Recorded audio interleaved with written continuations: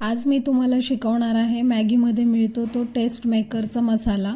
एकदा तुम्ही हा बनवून ठेवला की तुम्ही घरच्या शेवयांपासून मॅगीची टेस्ट मिळवू शकता। एका मिक्सरच्या भांड्यामध्ये मी इथे 1 चमचा साखर घेतली आहे, 1 चमचा धना पावडर, 1 चमचा जीरा पावडर, 1 चमचा लाल मिरची पावडर, 1 चमचा गरम मसाला, 1 चमचा ओनियन पावडर, 1 चमचा गार्लिक पावडर, 1 चमचा ब्लॅक पेपर, 1 चमचा हळद,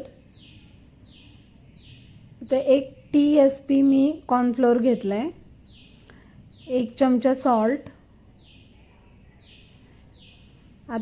1 चमचा दालचिनीची पावडर मी इथे घेतली आहे, काश्मीरी लाल मिरची पावडर 1 चमचा। आता हे सगळं साहित्य मिक्सरच्या भांड्यामध्ये मी फिरवून घेणार आहे। मिक्सरच्या भांड्यामध्ये फिरवल्यामुळे हे सगळं साहित्य एकजीव होईल।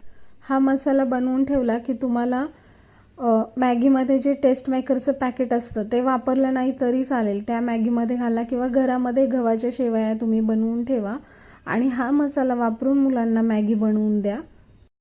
हा मसाला चवीला अगदी बाजारच्या मॅगी मसाल्यासारखाच लागतो। एकदा नक्की करून बघा, आवडला तर लाईक आणि कमेंट करा।